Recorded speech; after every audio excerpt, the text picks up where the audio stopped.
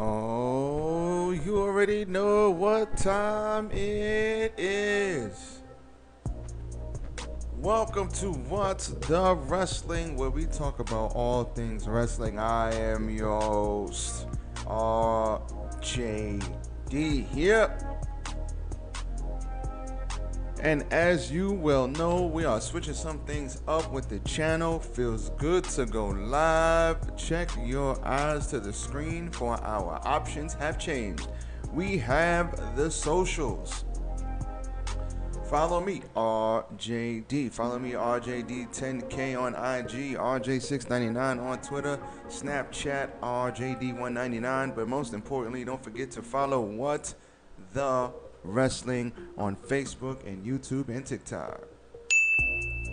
Y'all already know we are about to get into some news and some of my thoughts on it in just a second. Stay tuned.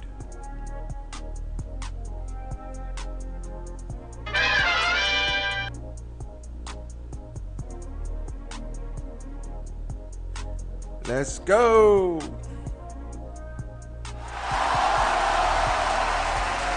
Yes. 'Tis I, RJD here. Welcome to What the Wrestling, where we bring you all things wrestling. I am your host, RJD. Actually, I should have this over here, and this should be over here. But, yeah, I have to switch that. I'm sorry, I'm like, why is this over here? Welcome, everybody. I hope everybody's doing well and having an awesome day. Hope everybody's alright out here. I am your host, RJD. As I once said, welcome to What the Wrestling.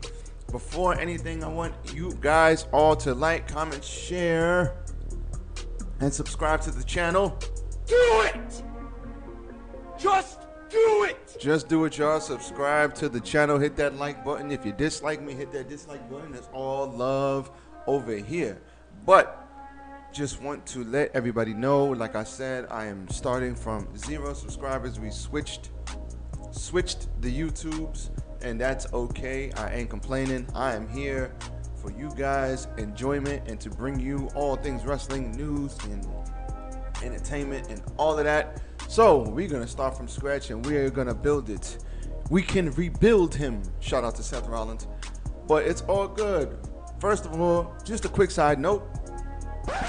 For those of you who watch boxing,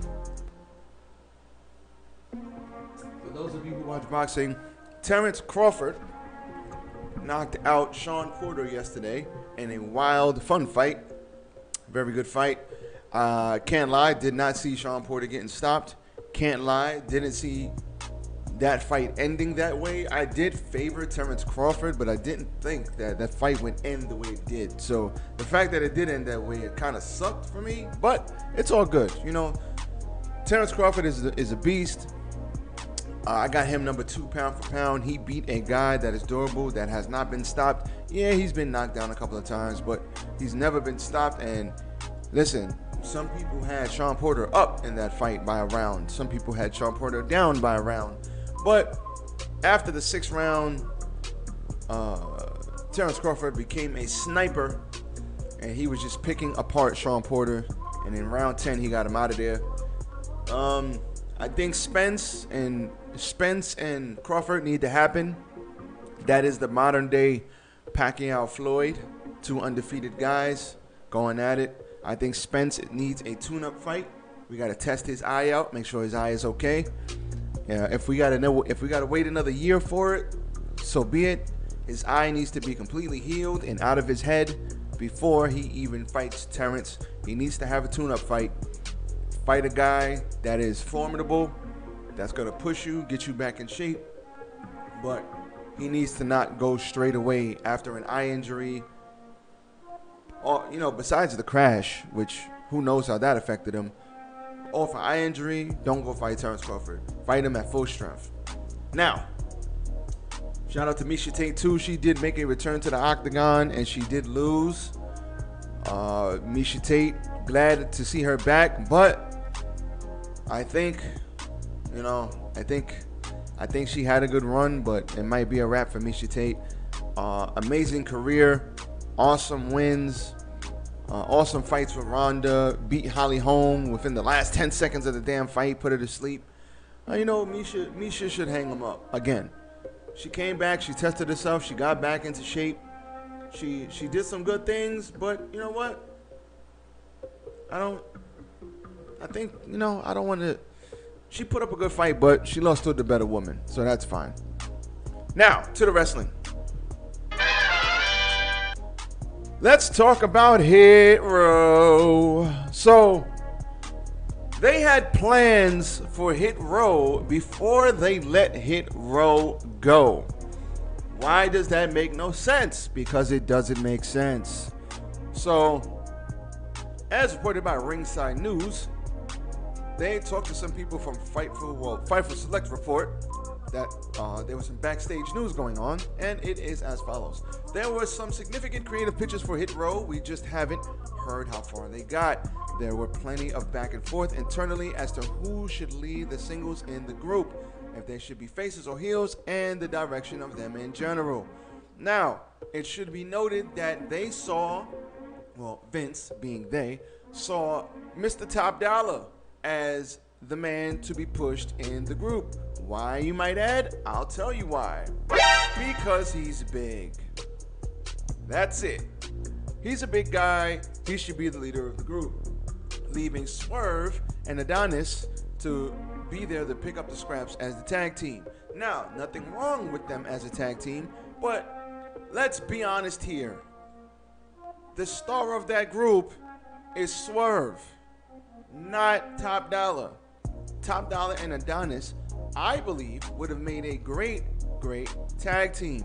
But the fact that Vince didn't see them as that irritates me to no end, because I don't understand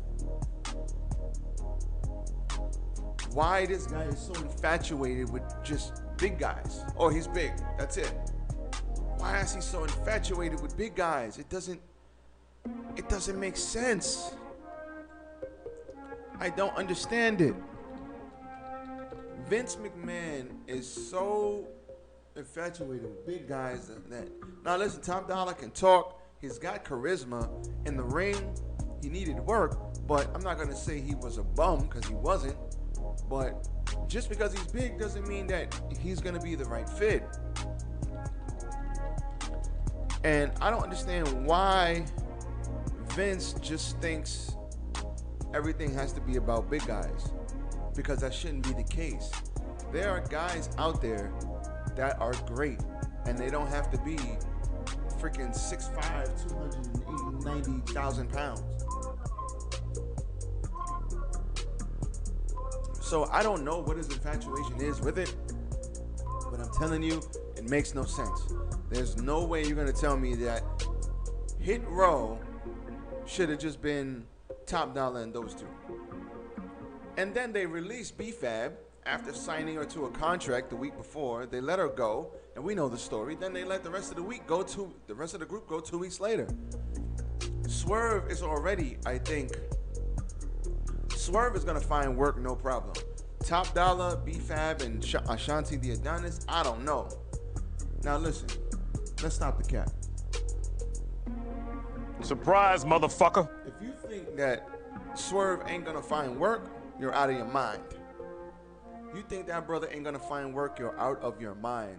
He's gonna find work stupid fast because he was the breakout star of that group, and Swerve is really good at what he does. He could main event that promotion, and I'm not just saying that, that's the truth. He could have been a main event player in that promotion had they booked him right. But as always, they don't know what the hell they're doing. So I don't know what's next hit row. I know Swerve is gonna be fine. The rest of them, I don't know. I don't know what B-Fab does from here. But them as a package, I still think there's potential in that faction. I'm not gonna lie. There's great potential in that faction, man. They just need to, they need to come together and figure it out. But there's definitely potential.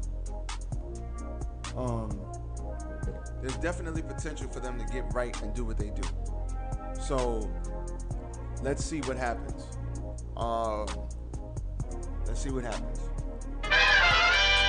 Mr. John Cena compliments Randy Orton on a big milestone, something I didn't even know about, which is crazy.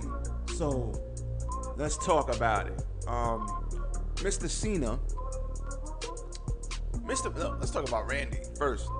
Randy Orton has a very impressive milestone. Randy Orton is now set to achieve a very impressive milestone at the Survivor Series pay-per-view. Randy Orton recently revealed he's not one to keep track of records. Fans do that most of the time, but he's going to have the most pay-per-view matches in WWE. And it looks like he's still, well, not, it looks like it is. He is,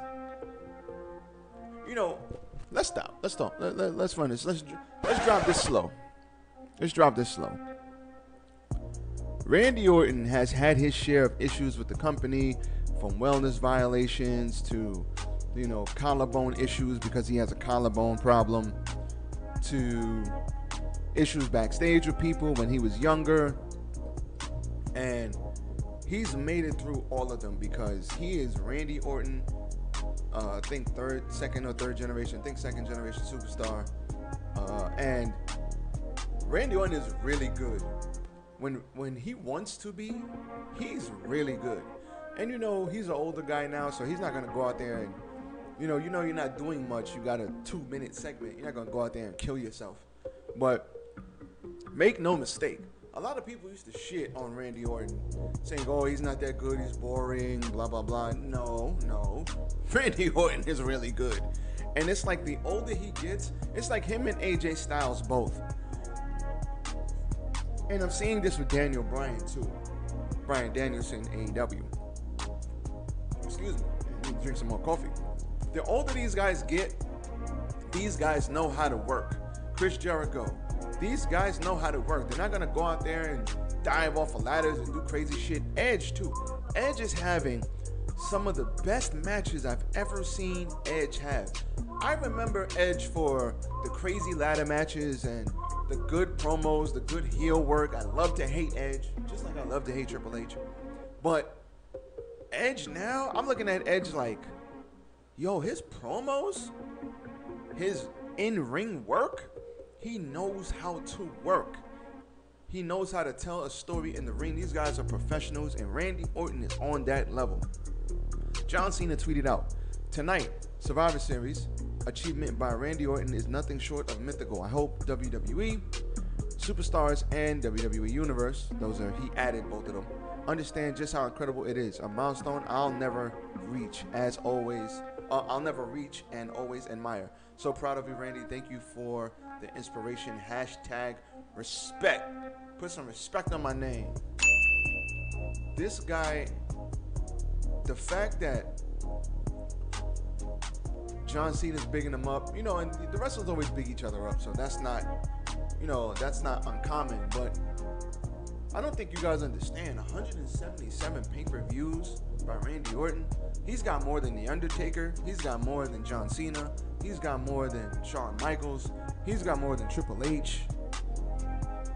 That's a milestone in itself. I think it's 177.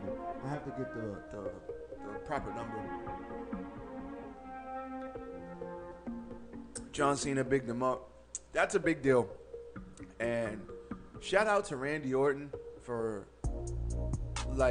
just making it through all the trials and tribulations that he had to face, making it through injuries, making it through personal problems, being there night in and night out. Yeah, he took time off. Everybody takes time off.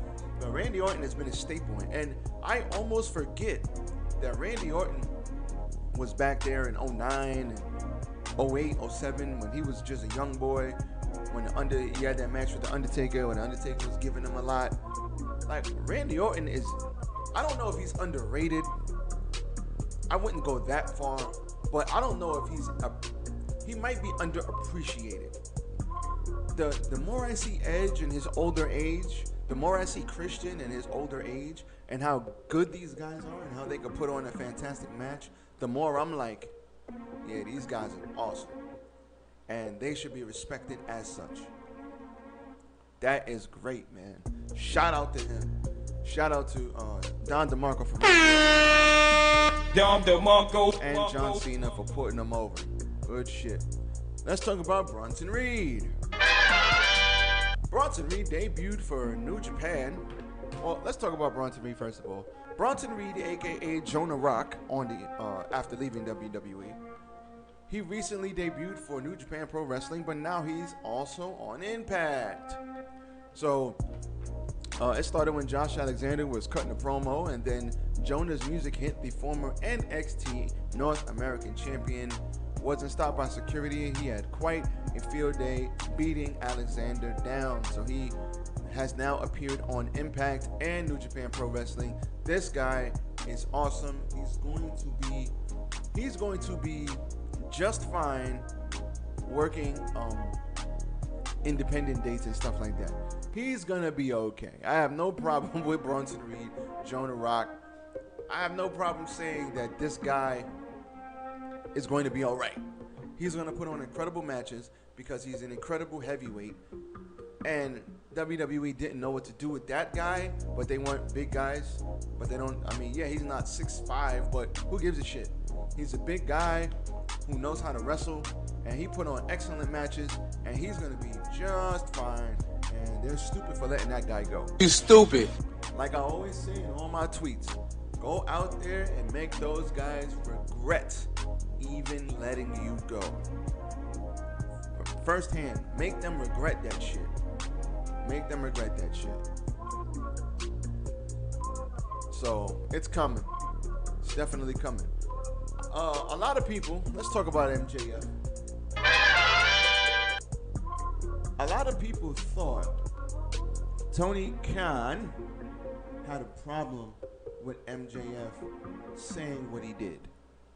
That there's going to be a bidding war in 2024. But to everybody's surprise, not mine, Tony Khan had no problem with it. So Tony Khan was quoted as saying, anyone who signs, oh no, not that. I pulled up the wrong goddamn thing. Sorry, y'all. I had the wrong notes. My bad. So, Tony Khan is quoted as saying, yes, I knew he was going to say that. He's been saying it for a long time. I have no problem with it. I signed him to a 5-year contract 2 years ago. He has 3 years left. I'm totally fine with his comments. There may be a bidding war in 2024, and I'm fine with that. No lie, MJF is probably the best heel in the modern day wrestling world. Probably the best heel in the business, bar none.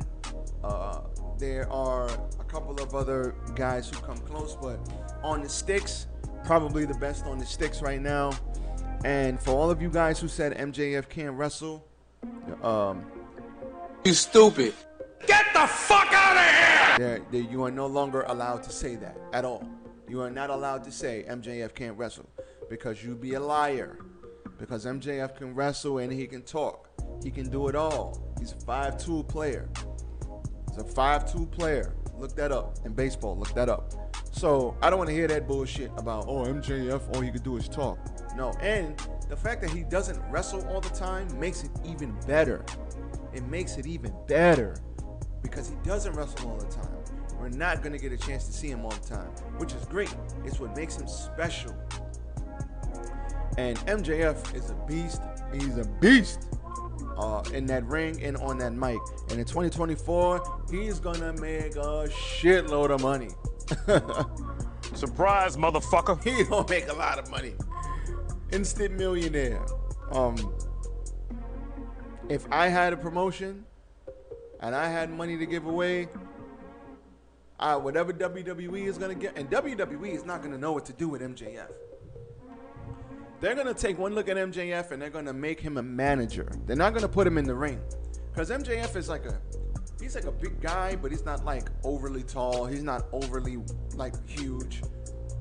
MJF might be what, 5'10", 5'9", 5'10", 5'11", what, 220, 215. So he's an average build guy, but he's got some mass to him. And he's young. He's only what, like 23, 24? Holy shit. This guy's he's young as hell. He's not even in his prime yet. So wait till he gets to his prime. Whoo! Take my money.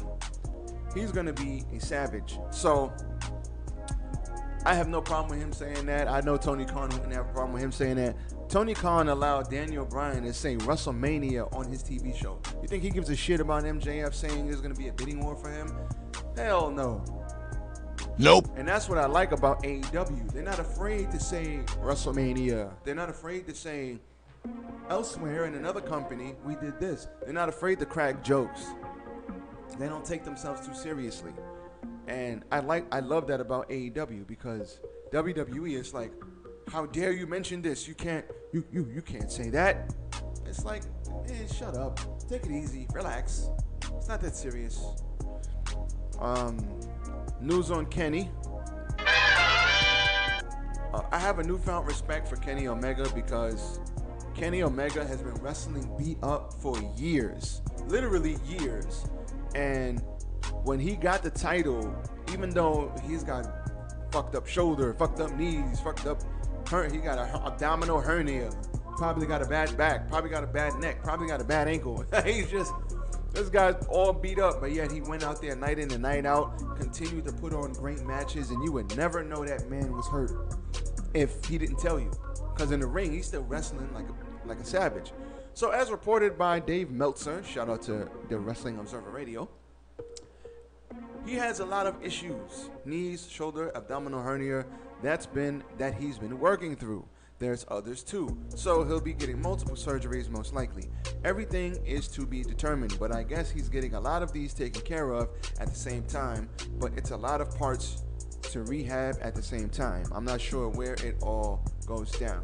I have not confirmed he's doing the AAA show or not. It's only a couple of weeks away. He's done with AEW for a while. I know he's hoping February, maybe. It's premature because they haven't done the surgeries yet. There's a lot of things he's working through. AEW has so much talent. Jon Moxley can go away. Kenny Omega can go away. And we would never even miss them. Because they have so much talent. It's like you can move pieces, move a couple of guys up, these two guys go away, move a couple of guys up, move a couple of guys to the main event, everything stays the same. These guys got to go away. All right, move this guy over here, move this guy to the mid card, move this guy up to Move this guy up, move this guy to the main event. Everything keeps flowing because they have great workers. They have great guys who are in character. They have so much talent and so many stories that they can tell, which is a great problem to have. You can miss a Kenny Omega and a Jon Moxley, and Dynamite would still be great. Rampage would still be great. They still have the young guys and the over guys, the mid-card guys, and it would still be a great show. That's why people talking about, oh, they're signing too much talent. No, the hell they not. That's a great problem to have. Unlike WWE, if they lose Roman Reigns, they're fucked. If you lose Roman Reigns, let's say, God forbid, Roman gets hurt. Who you got taking his place? Don't worry, I'll wait. Stop it. Get some help. Nobody. Because they haven't built up anybody to take this man's place. They haven't built up any goddamn body. So it's going to be a huge problem. And they're letting a lot of good talent go. So it's going to be a huge problem if something were to happen. That's why they keep Roman so protected, because he's like their only big star. Their only big star that feels like a major star. AJ Styles is a star. Of course, he's AJ Styles. But right now, he's doing tag team stuff, and he doesn't feel as important as Roman Reigns. I would love to see that match, though, Roman and AJ. But I think they fought, but I would love to see it again. But this is the problem.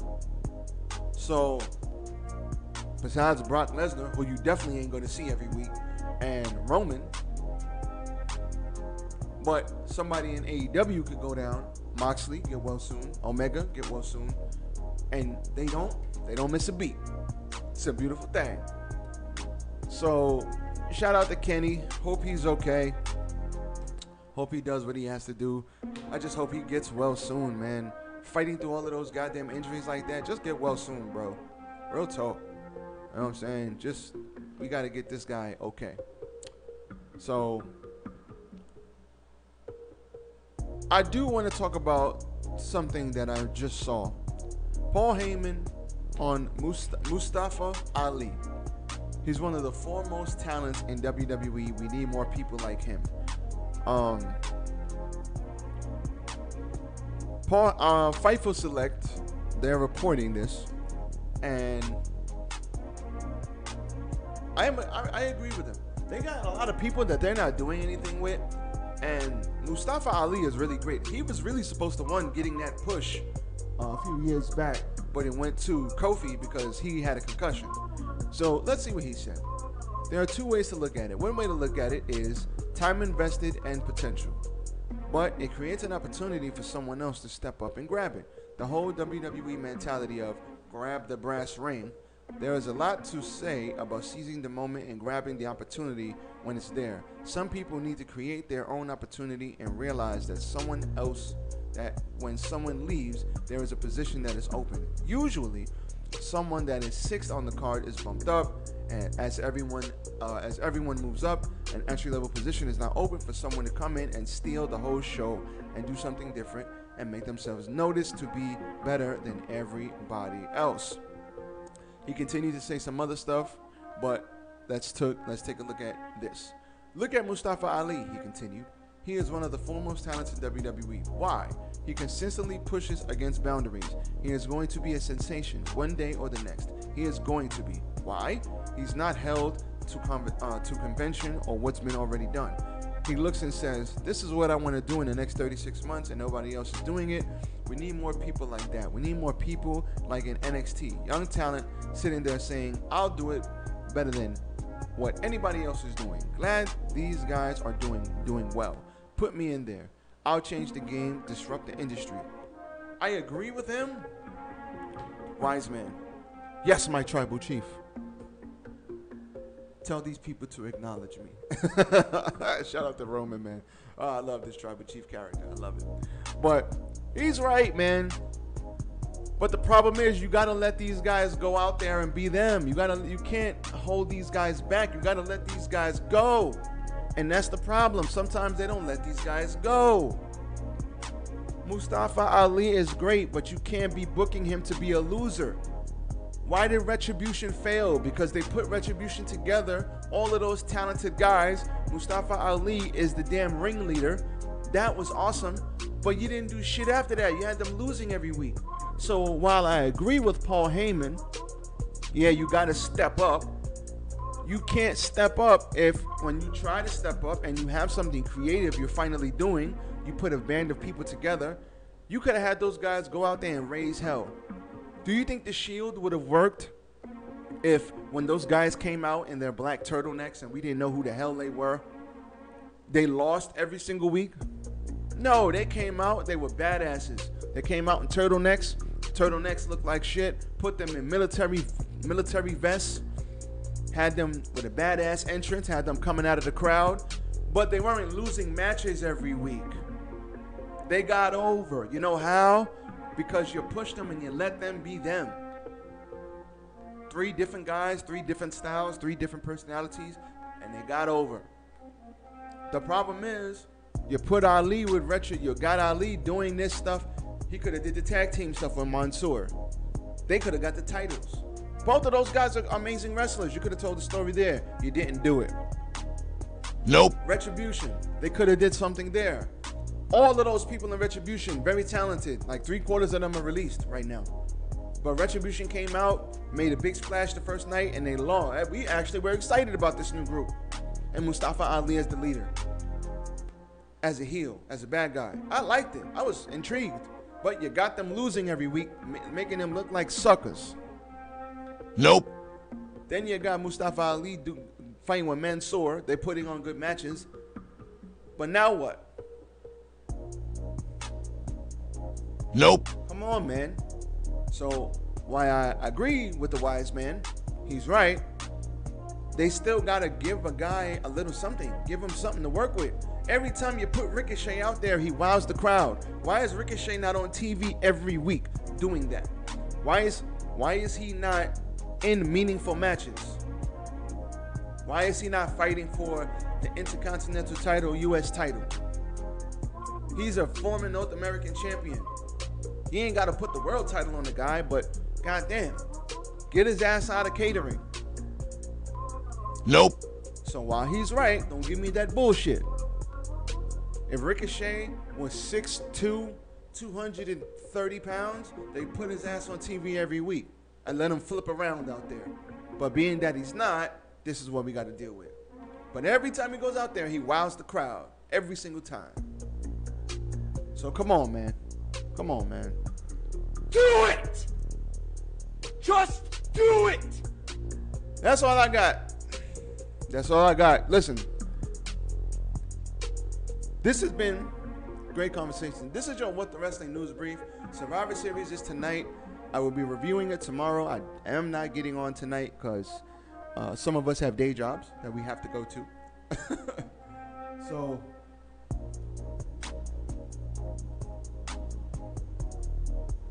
some of us have day jobs that we have to go to. So let's do it tomorrow. I will be on tomorrow live streaming, and I will break down everything that happened in Survivor Series. I hope it's a good show. Want to see what happens in the main event. Want to see what happens with Becky and Charlotte. Other than that, really don't give a shit about this show. Go back and check out my preview and predictions video. It is up now on the channel. Go check that out. So I'll see you guys tomorrow. I am out. Don't forget my socials, baby. Like, comment, share, and subscribe. Peace.